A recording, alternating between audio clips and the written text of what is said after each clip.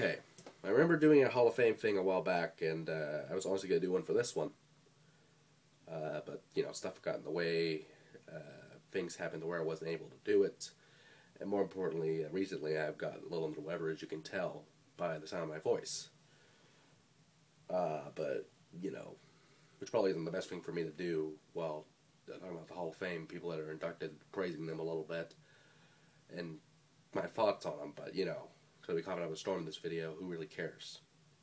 I was surprised if anyone watches this. But at the end of the day, you know, the Hall of Fame in general for SOS has been amazing. I don't know if you would call it the 2013, 2012. This is the first one I remember in a while, so why not start with the first Hall of Fame? Because this is probably the best one we'll ever get. And thank God Strike will never get in the Hall of Fame, because we know what he is. He's a fucking scumbag. And at the end of the day, he doesn't deserve it. My thoughts, though, I mean, I got in the Tag Hall of Fame, and that was an honor, which I talked about the last time we talked about something like this, and, you know, we'll do well on that as well, but, you know, there's always next year. But in reality, these people deserved it way more than I ever did. And if anything, if I didn't get in, or if someone I know didn't get in, I probably would have gave him my spot anyway. Because the first Hall of Fame, there were so many people more deserving than I to even get that spot. So, but before my voice just dies and something like that, let's actually start this and get this over with. Excuse me. Actually feels a lot better. Okay, but the first one, and again, this is probably the first one, so I apologize again if my voice sounds like shit, because normally it doesn't sound like this. The first one is King Chico, and honestly, King Chico is probably one of the best people around there. One of the first people to have a Sultan of Slam, and let me explain that very briefly, because people will wonder what the fuck that is. And what that is pretty much a Grand Slam, technically a Grand Slam, because people probably didn't get the television battle of the Intercontinental, so you probably don't count those. You can add them if you want, if you did. But the way I remember it, I think, was the world title, the heavyweight title, the tag titles, the stable belts, and the open title, which was a pure clusterfuck. I can't talk today, and I'm coughing like shit. Why not? You know. But anyway, I don't really have that much to say about Chico, because he was one of the better people around there. You know, always kept himself kind of a loner. But at the same time, I believe he was an SOS Elite, but that's pretty much it. He was probably the only ones not to be in there company-wise for PCW, ACW, SOS Elite, any of those promotions. But he was really one of the all-time greats, and, you know, since WWE's coming up, we're all on a level playing field.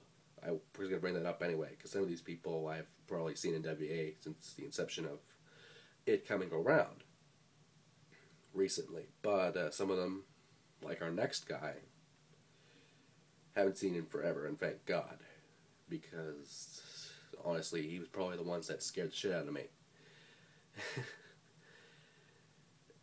Literally and figuratively. Because, and honestly, it's probably a good thing he's not in WA or any of the ones coming up recently. And that man is the Toucher. I don't even want to touch this subject, pardon the pun, but just an overall creepy motherfucker. That's the only thing I could say about him. I mean, sure, he was skilled, don't get me wrong, he knew what he could do in the ring, but he was just overall creepy, and probably one of the only few people that could scare the shit out of me and just make me worry for others.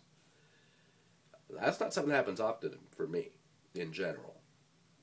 Probably one of the only ones in my career I did not want to face, and faced anyway, just because, you know, I had motivation to do it anyway. But, yeah, Toucher was just fucked up in the head.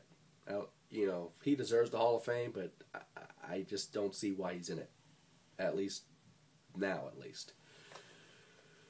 Got that over with, thank God. I can have a lift off my, weight off my shoulder right now. But, let me just count 3, 4, 5, I think. Yeah, like 9 or 10 in here. Yeah, 10. So the third one is a guy I've seen recently in WA, and a guy that had probably one of the best feuds in SOS Elite, Jack the Sledgehammer. And with Jack, he was also one of those Sultan of Slams. Pretty much a Grand Slam, but not anything like that. But, you know, honestly, Jack was honestly one of the best in SOS Elite, one of the best around SOS. Hell, when we had the VIP lounge, it was probably always good to us. Or the new one, at least, because I think someone else had, and then we made a new one. Yeah, we made a new one. And Jack was one of the always people that was always the best around us. Mostly because, you know, I had someone that I care about, you know. She was well known, and we'll get to her later. But with Jack, honestly, the nail in the coffin is probably the most synonymous thing you could think of with this guy. And, well, besides his drinking habits. Then again, that could also be said for Austin Savage, but we'll get to that at a later time whenever he gets inducted. But overall, Jack's a good guy. You can't really say anything bad about this guy. One of the all-time greats for sure. Up next, we have... I'm trying to squint while looking. They made the smallest fucking pictures ever. Sounds like I'm fucking drunk, but I'm not. Anyway. Who is that? Yeah, that's Bent Jackalope. And honestly, Bent was honestly one of the best people in SOS, not just to have a match with, but if you need to talk about something, a few of the people were like that.